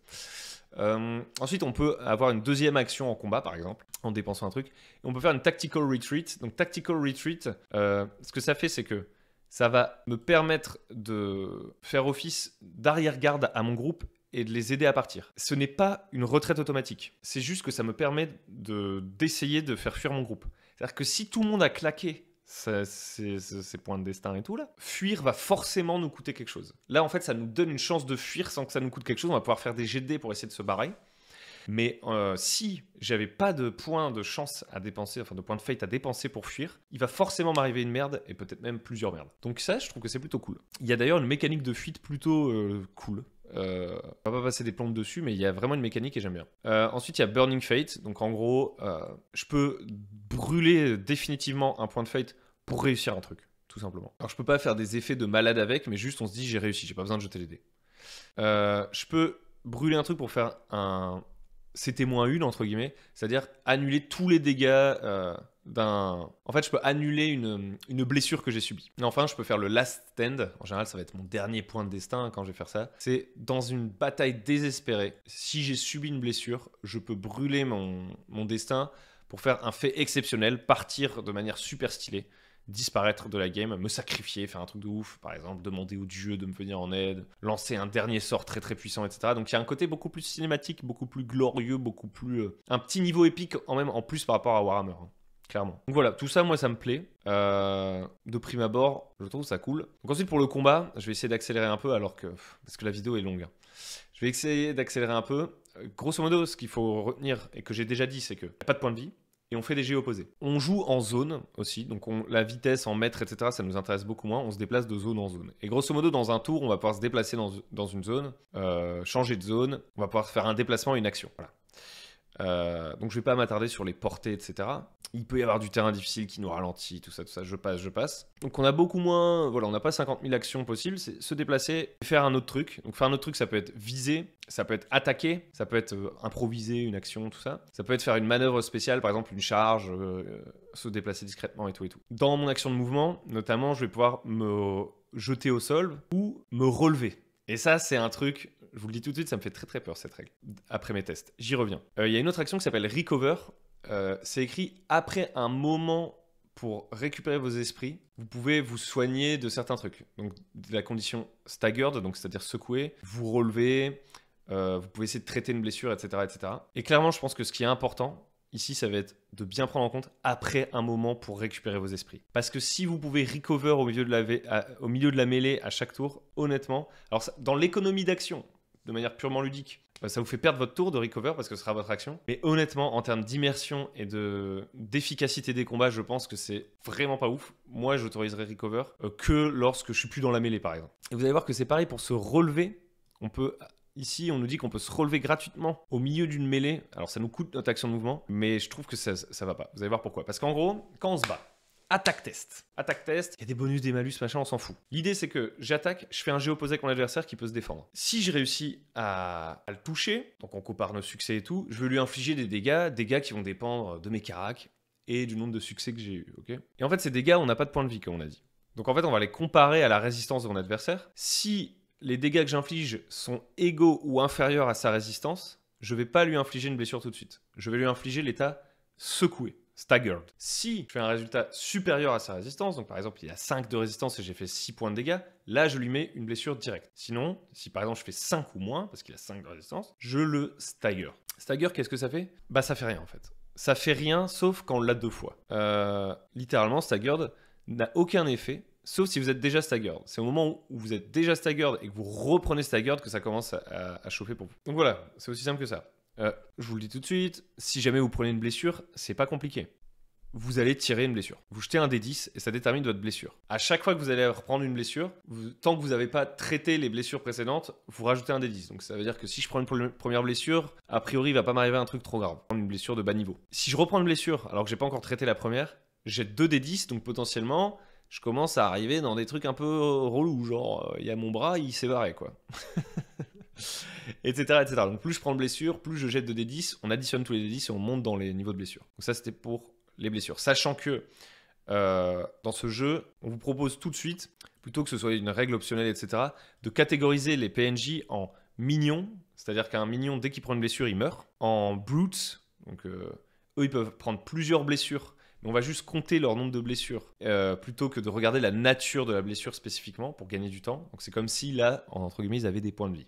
Ok. Et ensuite, on a les champions, les monstruosités, où là, ça peut être des personnages qu'on sait quand même assez solides dès le début. Le MJ, il se dit, ce mec-là, c'est sûr, il est important et tout et tout. Je veux savoir s'il a un œil crevé, etc., etc., et on va traquer ces trucs-là. Donc c'est moins simulationniste, ça c'est clairement narratif. Hein. Le fait de diviser le monde entre mignons, machin et tout, c'est une logique purement narrative. Ça plaît pas. Cette dimension narrative est du coup évidemment entre les mains du MJ, parce que c'est le MJ qui va décider si c'est un mignon ou pas. Tout le monde n'est pas soumis à exactement les mêmes règles dans ce monde, potentiellement. Ok, donc ça c'était pour les blessures. Donc je pourrais infliger des blessures directement à un adversaire, mais il y a donc cette fameuse situation où je lui mets l'état secoué. Et en fait, une fois qu'il a l'état secoué, c'est simple. Si on le refrappe, on peut déjà lui donner une blessure directe et tout. Ou alors on peut lui redonner l'état secoué, si vous avez suivi le schmilblick. Et là, si j'étais déjà secoué et que je reprends l'état secoué, j'ai 3 choix. 3 choix à l'initiative de celui qui prend les états secoués, ok ? Soit il va céder du terrain, c'est-à-dire qu'il va reculer. Dans ce cas-là, il reste toujours secoué, hein, mais il cède du terrain. Soit il tombe au sol, il sera toujours secoué. Maintenant, il sera aussi au sol. Soit il subit une blessure, il pourrait décider de subir la blessure. Bon, Je vois pas dans quel monde on fait ça. Enfin, si éventuellement s'il y a une falaise ou j'en sais rien. Bon, bref. Donc en gros, je prends 2 fois l'état secoué, bah, soit je recule, soit je tombe par terre, soit je me prends une blessure. Sachant que tomber par terre, c'est pas toujours possible, parce que si je suis par terre, je peux pas retomber par terre. Sachant aussi que si je suis par terre, je ne peux pas céder du terrain. Sachant que je ne peux pas toujours céder du terrain non plus. C'est-à-dire que si je suis coincé, encerclé, etc., je peux pas faire céder du terrain. Donc j'ai que le choix entre tomber par terre et prendre une blessure. Et c'est là, mesdames et messieurs, qu'il peut y avoir des trucs un peu bizarres. Notamment si on autorise gratuitement quelqu'un au milieu de la mêlée à se relever. Parce qu'en fait, du coup, ce que ça fait, cette règle, c'est que, et ça c'est très bien, il n'y a pas de souci avec ça, pour les combats, en fait, on a envie d'avoir l'avantage numérique. Parce qu'en fait, même si l'adversaire il est super résistant, s'il y a mon pote qui lui met, boum, un coup, il est trop résistant l'adversaire, donc il devient secoué. Mais il y a mon deuxième pote qui lui met un coup, paf, ça passe, il lui met secoué, le mec recule, on le coince dans un coin, il est encore secoué, il a cédé du terrain. Là, il y a mon autre pote qui lui tombe sur le râble, boum, le mec il peut plus céder de terrain, il tombe par terre. Et là maintenant on le tabasse, mais on lui met des wounds. Donc tout ça c'est cool dans une dynamique d'escarmouche. Mais dès qu'on va être dans du 1v1 et des situations comme ça, il peut se passer des trucs très très bizarres. C'est-à-dire qu'on pourrait avoir, par exemple, si c'est des personnages qui font pas beaucoup de dégâts, avoir des combats d'infirmes. C'est-à-dire que je te tape, j'ai difficilement mathématiquement la possibilité d'obtenir suffisamment de succès pour te blesser direct, donc je te stagger. Ok, c'est ton tour, tu me tapes, tu me stagger. Ok, c'est à nouveau mon tour, je te tape. Admettons, tu peux pas céder du terrain. Donc tu tombes par terre. C'est ton tour. Bah tu te relèves gratuitement, parce que dans le jeu c'est écrit que je peux me relever gratuitement. Tu te remets debout. Paf, tu me tapes, je tombe par terre. Ah, je me relève gratuitement. Paf, je te tape, tu tombes par terre. Et en fait, on est incapable de se faire des blessures. Donc, c'est des cas très spécifiques. Par exemple, s'il y a un personnage qui fait beaucoup de dégâts et l'autre non, ça n'arrivera pas. Mais c'est dans des sortes d'angles morts un peu étranges comme ça, je trouve que c'est bizarre. Et en plus aussi, je trouve que c'est ridicule dans la fiction, en fait. C'est aussi ça. C'est que se relever gratuitement comme ça, je trouve ça ridicule. Pour moi, par exemple, en tant que MJ, j'arbitrerais que si on est en 1v1, le mec, il a que son adversaire d'en face, là, il est en duel, il a juste à se concentrer sur le gars d'en face. Donc il va certainement pas essayer de le laisser se relever en fait. Sauf circonstance, j'en sais rien. Oui, c'est un lutteur, donc je préfère me battre avec lui en n'étant pas au sol. Bon. Donc là, pour moi, il y a un angle mort. Je me dis dans un duel, jamais je laisse le mec se relever. Et donc en fait, il peut pas se relever de manière gratuite. J'arbitre en tant que MJ que tu dois faire, je sais pas, un jet opposé d'athlétisme, j'en sais rien, si tu tiens absolument à te relever. Tu vas devoir faire un jet opposé avec moi parce que moi, je suis activement en train d'essayer de t'empêcher de te relever en fait. Et donc, si t'as pas envie de faire ce jet, parce que ça va te faire perdre ton tour potentiellement, de faire ce jet pour se relever, ce que tu vas faire, c'est que tu vas peut-être attaquer depuis le sol. C'est désavantageux, hein, c'est sûr. Mais peut-être que tu vas essayer de m'amener au sol, et on va se retrouver tous les deux au sol, quoi, plutôt qu'essayer de te relever. Et ça, pour moi, ça a beaucoup plus de sens. Et en fait, ce genre de situation, encore une fois, c'est des situations que j'ai vues en faisant des tests, et genre en faisant se battre par exemple 2 nains au couteau, en se disant c'est 2 marchands nains au couteau, ils en viennent aux mains, ils se battent au couteau. Bah, en fait, ils étaient incapables de se tuer parce qu'ils ont trop de toughness, ils n'avaient pas assez de dégâts par rapport à leurs stats. Et donc je me dis, sur des combats à main nue, des trucs comme ça, voilà, il peut se passer des trucs un peu étranges, et je pense qu'à ce moment-là, il faudra arbitrer, parce que ces règles sont vraiment pensées pour l'escarmouche, avec plein de profils différents, la possibilité de se surpasser en nombre, etc., etc. Et là, je pense que ça marche, hein, dans ce contexte-là. Je pense que c'est pensé pour ça, donc j'ai pas trop de doute sur le fait que ça marche. J'ai pas encore testé tous les scénarios, mais voilà. Donc voilà. Il y a une règle sur la retraite, je ne vais pas passer trop de temps dessus. Il y a une règle sur les blessures, conditions, etc. Grosso modo, en très très rapide, sur les blessures, il y a des effets que vous pouvez récupérer juste après le combat avec un traitement rapide, etc. D'autres qui vont mettre plus de temps, certaines qui vont même demander une chirurgie. En gros, le temps que ça va prendre pour récupérer les trucs, ça va être soit reprendre son souffle, vraiment les petites blessures, une nuit de repos ou rest and recovery. Et rest and recovery, qu'est-ce que ça veut dire? Ça veut dire que je vais devoir carrément passer une activité de downtime, sacrifier une activité de downtime pour récupérer de ça. On a des conditions, mais il y en a beaucoup moins que dans Warhammer. Hein. Il y en a beaucoup, beaucoup moins. Donc on a enflammé, et surtout elles sont plus simples. On a broken, donc c'est un peu les mêmes fonctionnements que dans Warhammer. Pour ce qui est de la mort, grosso modo, il y a certaines blessures qui sont considérées comme des blessures critiques. Quand je prends une blessure critique, en fait, à chaque round, je dois faire des jets d'endurance parce que peut-être je me vide de mon sang, etc., etc. Si je rate, je deviens d'abord sans défense, et si j'étais déjà sans défense, je meurs. C'est aussi simple que ça. Voilà. Donc ensuite, on a la monture et les véhicules, je passe. On a l'investigation et l'exploration, c'est une page pour nous dire voilà comment gérer un peu une enquête, des conseils de bon sens, genre c'est pas vraiment des règles. Pour les règles de rencontre, c'est pareil, c'est des petits conseils et tout. On a un truc qui nous aide à comparer les gens en fonction de leur classe, leur statut social et tout. Ensuite, on a toute la partie Between Adventures. Donc là, il y a plein d'activités différentes. Moi, je vous ai parlé du système de progression dans ces trucs-là, je pense que ça suffit. Le seul truc à retenir, parce que je vais pas vous décrire chacun de ces machins, le seul truc à retenir quand même qui est important, je trouve, c'est que tout comme dans Warhammer V4, on nous dit quand l'aventure est finie, on perd tout l'argent excédentaire qu'on avait gagné. Et ça, j'en avais pas parlé dans le livre de base de la V4. On perd tout l'argent excédentaire qu'on avait gagné. Donc c'est-à-dire que, admettons, je suis pauvre, donc au début je commence avec 3 bronzes, pendant l'aventure je dépense mes 3 bronzes, j'ai plus d'argent, je finis par trouver un trésor, je reviens avec 2 gold. Ok? Et ben on considère que quand je vais rentrer et qu'on va faire une sorte d'ellipse de temps qui passe, je vais perdre tout cet argent. Donc bien sûr, je peux le dépenser avant de le perdre, je peux tout de suite acheter des trucs, mais tout ce que j'aurais pas dépensé, ce sera perdu. La prochaine fois, après l'ellipse qu'on va faire 3 mois plus tard, l'ombre était revenue sur la ville, eh bien, je recommence avec l'argent de ma carrière, en fait. Ça représente le fait que je dépense de l'argent, que je peux me faire voler des trucs, que j'ai des dettes à rembourser, que je dois réparer ma maison, que je me suis fait rançonner, j'ai payé des taxes, machin, j'ai dû faire des pots de vin. Je perds cet argent. Le seul moyen de conserver cet argent, du coup, c'est d'acheter des biens en dur, des objets en fait, ou d'investir dans une banque. Ce qui va me permettre peut-être de faire fructifier un peu mon argent et de le récupérer sur le long terme et d'accumuler de l'argent, etc. Mais en gros, je peux pas rester avec mes liquidités et stacker des milliers de pièces à la fin de la partie. Religion and Beliefs. Donc, on va parler très très rapidement de la magie divine qui est vraiment beaucoup beaucoup plus simple. Je trouve que du coup, on progresse beaucoup plus vite dedans, on gagne plus vite un peu accès à tout ce qui nous est donné par le jeu, mais en même temps, c'est assez cadré. Alors, en gros, ça fait que les prêtres, etc., il y a moins plein de sorts accessibles et tout, c'est plus des listes de sorts. Vous avez 3 niveaux de prêtrise, en gros. Vous pouvez commencer avec la faveur. Donc, si vous avez pris une fois le talent de piété, en gros, vous avez une fois la faveur, vous avez la faveur de base, en fait. Donc, c'est des bonus, par exemple. On va prendre, je sais pas où... Prenons Sigmar en fait. Sigmar, notre bon Sigmar. Où est-ce qu'il est? Faveur de Sigmar. Donc si j'ai la faveur de Sigmar, une fois par combat, je peux récupérer d'un état stagger. De plus, tout marteau que je manie fait plus 1 de dégâts. Voilà. Si je reprends le talent de piété de Sigmar, maintenant je pourrais utiliser les prières de Sigmar. Donc c'est là où je commence à faire entre guillemets de la magie.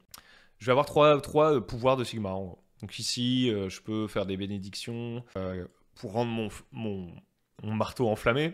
Je peux...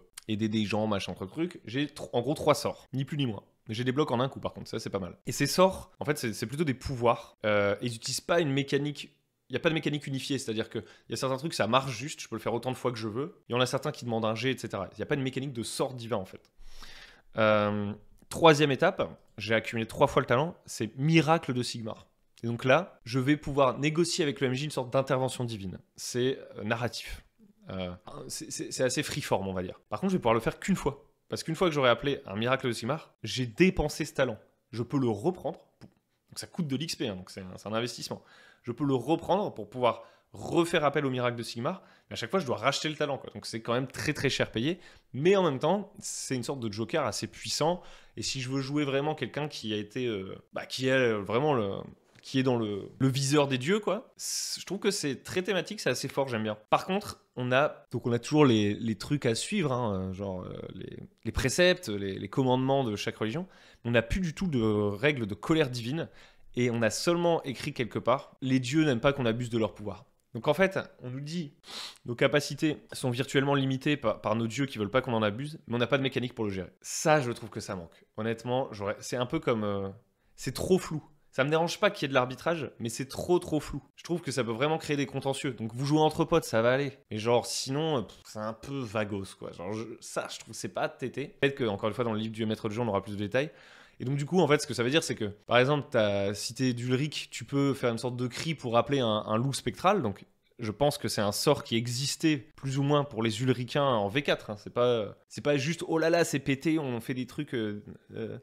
High fantasy. C'est des trucs qu'on pouvait retrouver, sauf que juste là, a priori, il n'y a plus de limitation mécanique. C'est le MJ qui, au bout d'un moment, va devoir te dire là, je pense, Ulric, il en a un peu marre que tu appelles des loups, tu peux plus spam ton loup, quoi. Parce que sinon, sur le papier, en fait, purement mécaniquement, on se dit le mec il pourrait faire aou, aou, aou, et faire apparaître genre pou, pou, pou, invoquer des loups, quoi. Donc bon, je trouve que c'est un peu bizarre. Mécaniquement, je trouve ça pas hyper satisfaisant, mais voilà, le MJ gère le truc, quoi. Ce qui me dérange pas dans l'absolu, moi, j'ai une vague idée de comment je me servirais de ce truc. Ok. Donc ensuite, on a d'autres dieux qui n'ont pas leur sort, etc. C'est les dieux au-delà de l'Empire. Là, on a vraiment que les dieux impériaux, mécaniquement parlant. La magie. Donc la magie, je repasse pas sur le lore, ce serait trop long. Je vais purement me concentrer sur la mécanique pour qu'on finisse cette vidéo. Donc lancer un sort, c'est un test étendu. On veut accumuler des succès jusqu'à atteindre la difficulté du sort, entre guillemets. La casting value du sort. Donc par exemple, le sort, il y a difficulté 6, bah, je vais jeter des dés, je vais avoir des succès, et tant que j'ai pas 6, je continue de canaliser ma magie de tour en tour. Dès le moment où j'ai assez, je peux lancer le sort, et pour savoir si mon sort il a des succès excédentaires, on ne regarde que le dernier jet. C'est-à-dire que si par exemple, mon sort est difficulté 3, j'ai obtenu 2 succès à mon tour précédent. Non, on va dire plutôt, j'ai obtenu un succès à mon tour précédent pour le préparer, il m'en manque 2. Là, je fais un deuxième jet pour canaliser la magie au tour suivant. Et là, je fais 4 succès. Et ben, ce dernier jet qui me permet d'atteindre la difficulté, en plus, me dit combien j'ai de succès excédentaires. Donc là, en l'occurrence, j'aurai 3 succès excédentaires, quoi. Et donc, je pourrais lancer un sort très très puissant. Donc voilà, on accumule des succès et tout et tout. Sachant que, à chaque fois qu'on va faire des jets de magie, si on a des 9 sur nos jets de dés, donc 9 c'est le nombre de Zench, c'est un peu un nombre du chaos, je crois, un truc comme ça. Tous les 9 que j'ai sur mes dés, je vais les compter comme les mettre dans ma réserve de miscast, de lancer raté, entre guillemets. Tous les 9, je les comptabilise. Dès que j'ai accumulé plus de miscast que mon niveau de lanceur de sort, donc par rapport au talent de lanceur de sort, donc au début 1, dès que j'ai un miscast, en fait, bah, il se passe une merde.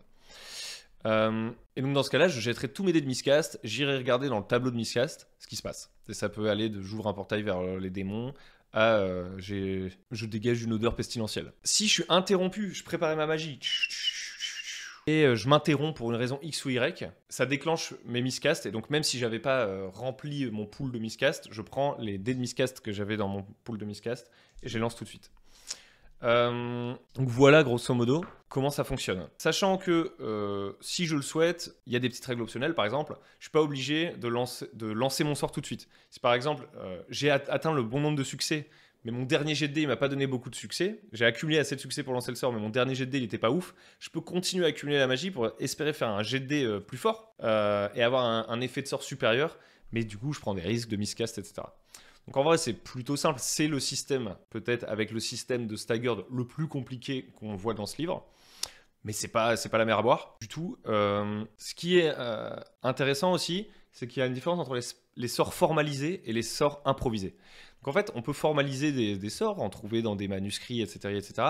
Et en fait, lancer un sort formalisé, c'est plus facile. Ça veut dire que la valeur de lancer de sort est plus faible. Donc ici, on a des exemples de sorts formalisés. Vous voyez, leur valeur, leur difficulté sont de 3, 4, etc., etc. Mais on peut aussi improviser des sorts. Et ça, c'est pas mal. Improviser des sorts, on a une sorte de table qui nous aide à improviser le sort pour déterminer la difficulté. Sachant que quand on improvise un sort, la difficulté est tout de suite beaucoup plus haute, la plupart du temps. Donc déjà, ça c'est cool, parce que ça nous donne la possibilité, au lieu d'avoir des grandes listes de sorts à rallonge, proposées par des suppléments, etc., etc., on peut se dire, je peux créer des sorts à partir de ça. Parce que, en fait, vos sorts improvisés, vous pouvez les formaliser. Et ça, je trouve que c'est un des meilleurs trucs du livre. C'est-à-dire que vous regardez les règles d'improvisation de sorts. Donc, par exemple, je sais pas, je veux créer une tempête de foudre, nanani nananer. Donc, c'est un sort genre difficulté 12. Enfin, casting value 12. Si je le fais en improvisant ce sort, il me faut 12 succès. Donc autant vous dire que le risque d'accident magique est élevé. Mais je peux le formaliser. C'est-à-dire que pendant une activité de downtime, je rentre, je m'achète un manuscrit et tout, et j'essaye de bien écrire le sort, de l'apprendre par cœur et tout. Et dans ce cas-là, ça divise en gros par 2 la difficulté pour lancer le sort. Donc en fait, ça veut dire qu'en gros, le livre vous donne des règles pour créer des sorts. Et ça, je trouve que c'est très très cool. Je trouve que c'est... Il y a vraiment un truc... savoureux à l'idée de se dire que le magicien du groupe, il va pas seulement devoir les feuilleter le livre pour trouver les sorts, etc., et apprendre les règles des sorts, il va pouvoir s'inventer ses sorts, faire ses recherches, ça colle avec l'ambiance de l'époque, etc., Talagad et tout. Donc voilà, le seul truc qui est très très étrange, pareil qui a été... Donc là, c'est des gens sur le Discord qui l'avaient remarqué, le Discord Cubicle 7, c'est que plus vous êtes un magicien puissant, plus vous jetez de dés. Enfin, plus vous avez de willpower, plus vous allez jeter des grands pools de dés. Et du coup, plus vous avez de chances d'obtenir des miscasts, d'obtenir des 9. Donc ça, c'est un peu bizarre, honnêtement. Mais d'un autre côté, en fait, je pense que c'est pas trop grave. Parce que vous pourrez facilement arbitrer que le mec peut décider de lancer moins de dés pour être plus safe. Mais du coup, il gagne moins vite sa magie. Et aussi, bah, en fait, le magicien, il ne doit pas juste augmenter son willpower, donc son pool de dés, mais il doit aussi augmenter son talent de magicien pour augmenter la taille de son pool de miscast et réduire les risques. Donc ça l'oblige à investir dans plus de trucs, à la fois dans le spellcasting, à la fois dans sa carac, etc., etc. Pour vraiment être un bon magicien, il doit être un peu équilibré. Ou alors, vous pouvez décider de faire un build équilibré, de rusher pour jeter le plus de dés possible, mais du coup, vous prenez des risques énormes en termes de magie, quoi. Parce que vous n'avez pas pris les talents qui limitent les risques. Donc, il y a un délire. Ensuite, voilà, on a le petit truc de l'or, et on arrive à la fin de ce livre de règles, avec notre table de blessures et tout. Mon avis, c'est que c'est beaucoup plus simple. C'est très tentant. Le seul truc qui grince pour moi, c'est l'incertitude. Mais l'incertitude, il y en a toujours. Il faut jouer pour le voir en action, ce système. Et probablement qu'on verra des trucs un peu bizarres. Mais franchement, je suis très très chaud. Tout comme je suis, en fait, en réalité, hein, je vais pas vous le cacher, assez chaud des règles de Fantasy V4. J'aime bien. C'est juste qu'il y a quelques trucs qui m'ont vraiment... Waouh, là, je me suis dit, non, c'est plus possible.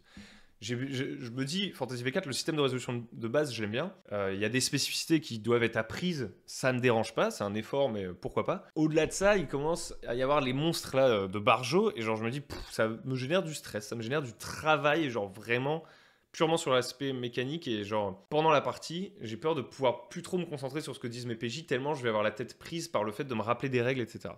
Donc si je jouais à V4, je le simplifierais. C'est encore une option. C'est encore une option de me dire... les PJ, eux, ils jouent avec leurs règles.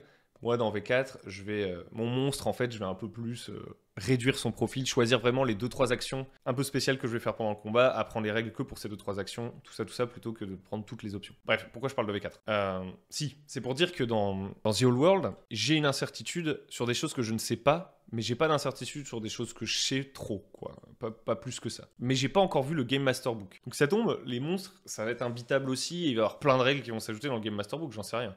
Mais j'ai quand même un doute. Enfin, ce serait vraiment se tirer une balle dans le pied après avoir fait un système aussi qui a l'air, en tout cas, de prime abord, dans une philosophie assez fluide, etc. Ce serait quand même bizarre que d'un seul coup, le jeu explose avec le guide du maître du jeu, mais on ne sait pas encore. Donc ça, vraiment, je peux pas vous dire. Donc en fait, au final, je suis quand même très très tenté de jouer à ça. La plus grosse incertitude, ça va être, est-ce que c'est un jeu qui permet de jouer vraiment la campagne impériale ou les trucs à Uber Strike, etc. facilement. Je pense que la conversion doit pas être hyper compliquée, genre. Mais c'est pas les mêmes carrières, c'est pas la même magie, etc. Et puis en fait, pour être tout à fait honnête, la proposition, pour l'instant incomplète, de jouer à Talagad, au pied de Talabaim, à une autre époque, etc. Moi, je la trouve aussi super cool. En fait, moi, j'ai envie de tout jouer dans Warhammer. J'ai envie de jouer à toutes les époques, tous les endroits et tout. Donc en fait, peut-être que c'est ça que je vais faire. Peut-être que je vais jouer à ça et ensuite je jouerai à V4 ou j'en sais rien. Ma question, c'est plus dans la transposition directe de l'ambiance du Reichland avec les carrières qui sont proposées. Je pense qu'il va y avoir des options à dire non, bah ça c'est chaud, jouez pas des Bretoniens, machin. Pour si je veux faire jouer V4. Mon autre souci, évidemment, c'est que c'est en anglais. J'ai pas de problème particulier avec l'anglais, mais c'est toujours plus difficile à manipuler pour tout le monde, pour les joueurs, etc. Ça demande potentiellement un petit effort supplémentaire. Et le temps qu'il y ait la traduction française, etc., qui rattrape la gamme, genre, non, je vais pas attendre. Par contre, un énorme point fort, qui n'a rien à voir avec le jeu en lui-même, c'est que c'est une gamme neuve. Je trouve que c'est agréable de commencer avec le matos, les 2 livres de base, et de voir année après année suivre l'avancée de la gamme. C'est cool en fait, d'être dans ce momentum-là, de se dire bah, au début j'ai ça, je me concentre que sur ces règles-là, et s'il devait y avoir des règles bonus plus tard, elles arriveront plus tard. Donc en fait je vais jouer avec les qualités et les défauts du jeu, tels qu'ils sont là, je vais commencer à faire mon homebrew, je verrai si on me propose des nouvelles choses plus tard. Là où dans un Warhammer V4, il y a vraiment ce côté, j'arrive, la gamme est déjà bien avancée, il y a plein de règles dans tous les livres qui se contredisent, etc., des options, des trucs, parce que la gamme a déjà vécu, et parce que le jeu étant complexe, en fait, a subi très fréquemment des changements. Donc c'est plus imposant. C'est pas intrinsèquement un défaut, je trouve, juste c'est plus imposant. Donc voilà, j'ai terminé sur cette vidéo. J'espère recevoir très rapidement le Game Master Book pour pouvoir tester et vous faire un vrai retour plus complet et même voir avec mes joueurs si finalement on part sur The Old World ou pas. Encore une fois, la messe n'est pas dite. Peut-être qu'on ira sur V4 et que le monstre de l'Ostral, avec toutes ses stats partout, géant, énorme et tout, je le simplifierai et il n'y aura pas de souci. Mais perso, je préférerais jouer à un système le plus tel quel possible. C'est toujours plus agréable. On va voir. Sur ce, merci de m'avoir écouté et à très bientôt pour d'autres vidéos sur Warhammer. C'est l'Allemagne de l'empereur Karl Franz et des démons.